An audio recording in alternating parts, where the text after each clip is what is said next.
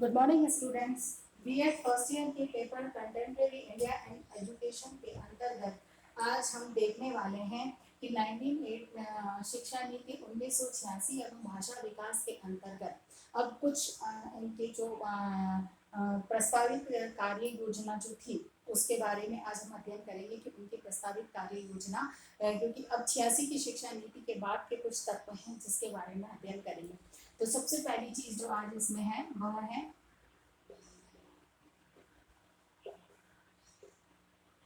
प्रस्तावित कार्य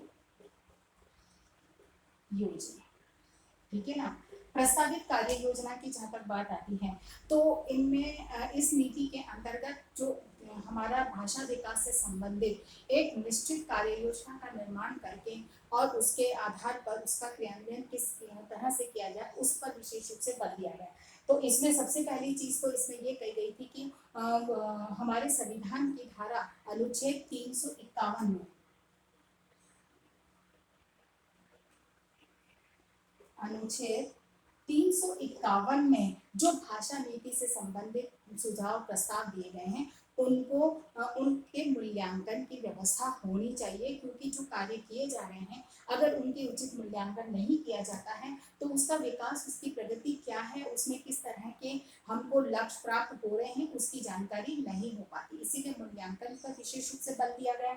उसके बाद में है भाषा विकास से संबंधित शब्दकोश, कोश शब्दावली, शब्दकोश आदि के विकास पर विशेष रूप से बल दिया गया कि इनका शब्दकोश आदि का विकास होना बहुत अनिवार्य है, क्योंकि किसी भी भाषा को जानने समझने के लिए अनिवार्य है कि उसका शब्दकोश हमारे सामने होना चाहिए, तभी व्यक्ति उसको सीखने में रुचि लेगा।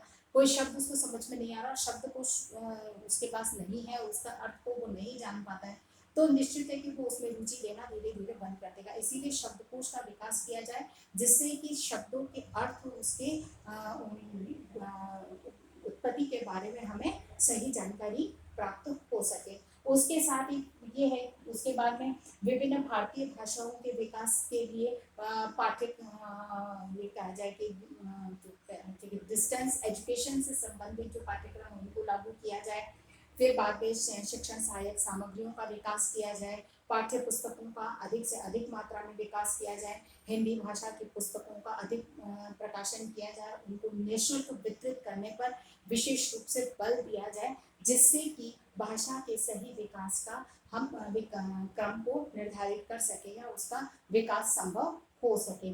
उसके बाद में है कि शिक्षण तकनीकियों, नवीन शिक्षण तकनीकियों का भी निरंतर रूप से विकास होता है, जिससे कि भाषा के विकास में सहयोग या भागीदारी मिल सके। और सबसे बड़ी चीज है कि जो कार्यक्रम आयोजित निर्धारित किया जाता है, यानी कि ये जो भाषा त्रिभाषा सूत्र के विकास को, उसके सूत्र को लागू किया जाता है भाषा विकास के दृष्टिकोण से, तो उस पर निगरानी रखने के लिए या निरीक्षण करने के लिए एक सेल की स्थापना होनी चाहिए जो कि नियमित रूप से इस कार्यक्रम के क्रियान्वयन पर निगरानी रख सके और उसके बारे में जानकारी को हासिल करता रहे कि विकास की प्रक्रिया क्या है। दूसरा जो इनका यहाँ पर जो था हमें समझना था वह है कि संस्कृत और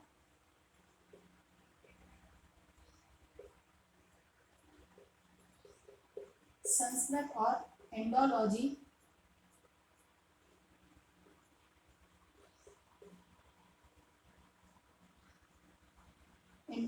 में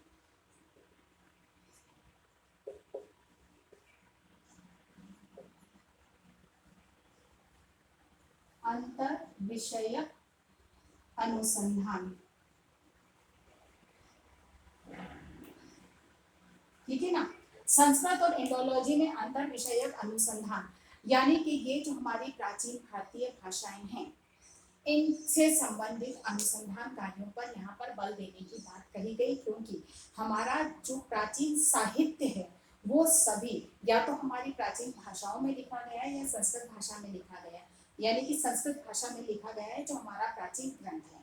जितने भी प्राचीन ग्रंथ हैं, अब इन प्राचीन ग्रंथों के अंदर भारत के जो कहना चाहिए कि उस समय की उन्नत विज्ञान और तकनीकी का उल्लेख किया गया है। वहाँ पर उस समय की जो हमारी परंपराएं, मूल्य आदि थे, उनके बारे में एक जो कहा जाए कि उन्नत सांस्कृतिक प्रगति जो थी हमारी, उसकी समस्त जो हम तथ्य वहाँ पर उपलब्ध हैं, प्रमाण उपलब्ध हैं। तो उनको समझना, जानना और उनके बारे में ज्ञान को का प्रचार प्रसार करने के लिए अनिवार्य था कि इससे संबंधित अनुसंधान कार्य किए जाए, और अनुसंधान करके और वास्तविक जो हमारी विज्ञान और तकनीकी के क्षेत्र में जो उन्नति या प्रगति थी उसको विश्व के सामने रखकर और एक जो सम्मान्य स्थान या बातों को स्थापित किया जा सकता है। अर्थात कि प्राचीन संस्कृति को समझने के लिए भी और फिर दूसरी चीज यहाँ पर कि प्राचीन संस्कृति को समझकर उसके बारे में जानकारी हासिल करके और आधुनिक विचारधाराओं के विकास में भी बल मिल सकता है, क्योंकि ये जो प्राचीन संस्कृति है उससे हमारी आधुनिक विचारधाराओं को भी एक उचित दिशा प्रदान करने का माध्यम मिल सकता है। इसीलिए अनिवार्य है कि हमारी प्राचीन सभ्यता, संस्कृति, विज्ञान, तकनीकी ज्ञान के को समझने के लिए जो हमारा ये अंतर विषयक अनुसंधान कार्य है उस पर भी बल दिए जाने पर इन्होंने जोड़ दिया। अगली बात यहाँ पर थी कि भाषा विकास के लिए नीति आयोग की समीक्षा। जो अगला हमारा इसका जो 86 इसमें भाषा नीति आयोग ने इस संबंध में भाषा विकास के लिए नीति आयोग की समीक्षा। भाषा विकास के लिए नीति आयोग की समीक्षा। तो यहाँ पर नीति आयोग ने एक चीज स्पष्ट रूप से कही कि जो भाषा विकास में सबसे बड़ा रोड़ा क्या है, केंद्र राज्य सरकारें दोनों, विश्वविद्यालय और विभिन्न राज्यों के बोर्ड जो माध्यमिक विद्यालय शिक्षा बोर्ड है, वे सभी भाषा के विकास या भाषा के लागू करने से संबंधित जो निर्णय है वो अलग अलग लेते हैं। ऐसे में जो एक रूपता की बात कही जाती है उस एक रूपता के लक्ष्य को प्राप्त करना संभव नहीं है। इसीलिए सभी को एक साथ मिलकर और एक तरह का निर्णय लेना होगा, चाहे केंद्र सरकार हो, चाहे राज्य सरकार हो, चाहे विश्वविद्यालय हो, चाहे विभिन्न राज्यों के माध्यमिक शिक्षा बोर्ड, सभी को मिलकर एक निर्णय लेना होगा, तभी सही लक्ष्य को प्राप्त कर सकते हैं। और लक्ष्य नहीं मिल रहा है उसके पीछे सभी के निर्णय लेने के अलग अलग तरीके हैं, सब अलग अलग निर्णय लेते हैं जिससे कि एकरूपता नहीं आ पाती। उसके बाद में निरीक्षण का अभाव है कि जो नीति लागू की जाती है, भले ही चाहे सब अलग अलग निर्णय ले रहे हैं, लेकिन जब नीति लागू की जाती है तो उसके ऊपर दोबारा निरीक्षण करने का कोई कार्य नहीं है कि निरीक्षण करके उसकी प्रगति उन्नति के बारे में जानकारी प्राप्त की जाए। इसीलिए निरीक्षण की जो समस्या है उसका सामना हमें इस भाषा विकास के मार्ग में सबसे बड़ा बाधा है। अगली बात जो इसमें है, त्रिभाषा सूत्र जो है उसको जनमत प्राप्त था, यानी कि सामाजिक और राजनीतिक दृष्टिकोण से तर्क संगत रूप में इसे जनमत प्राप्त था। जनमत प्राप्त होने के बावजूद चाहे सामाजिक हो चाहे राजनीतिक हो, सभी दृष्टिकोण से तार्किक जनमत प्राप्त था, लेकिन उसके बावजूद भी इसमें स्वार्थपरक नीति के चलते संशोधन किए गए और संशोधन के चलते विवाद और आंदोलनों के कारण बने। और यही कारण था कि त्रिभाषा सूत्र जो था वो सही ढंग से लागू नहीं हो पाया, जबकि जब बनाया गया था तब इसे पूर्ण जनमत, चाहे सामाजिक दृष्टिकोण से हो चाहे राजनीतिक दृष्टिकोण से हो, पूर्ण तर्क संगत दृष्टिकोण से इसे जनमत प्राप्त था, लेकिन फिर भी स्वार्थी नीतियों के कारण इनमें विवाद उत्पन्न हुए और उसी विवाद के चलते उनमें संशोधन किए गए और इन संशोधनों का कारण आंदोलन के रूप में सामने आया। फिर वही है कि त्रिभाषा सूत्र में आवश्यकता बस अब इसी चीज की है। नीति आयोग का कहना है कि इस त्रिभाषा सूत्र को ईमानदारी से लागू किया जाए।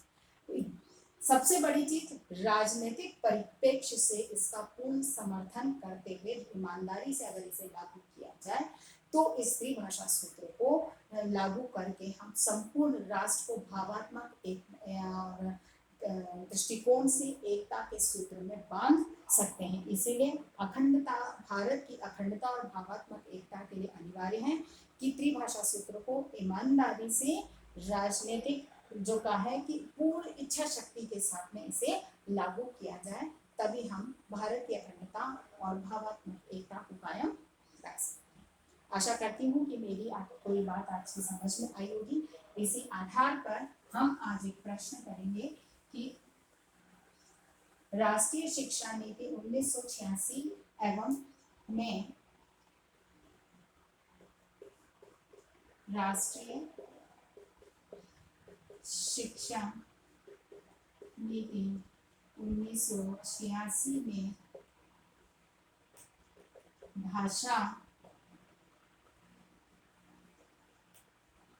विकास के प्रयासों को स्पष्ट कीजिए। ठीक है ना। अपनी बात को समाप्त करने से पहले कोविड-19 की इस महामारी के दौर में अपने आप को सुरक्षित रखें, घर से बाहर ना निकलें और बहुत अधिक आवश्यकता होने पर अगर घर से निकल रहे हैं तो 3 बातों का ध्यान रखें। मुंह पर डबल मास्क लगाएं, 2 गज की दूरी का पालन करें और अपने हाथों को सैनिटाइज करते रहें। स्वस्थ रहें, सुरक्षित रहें। धन्यवाद।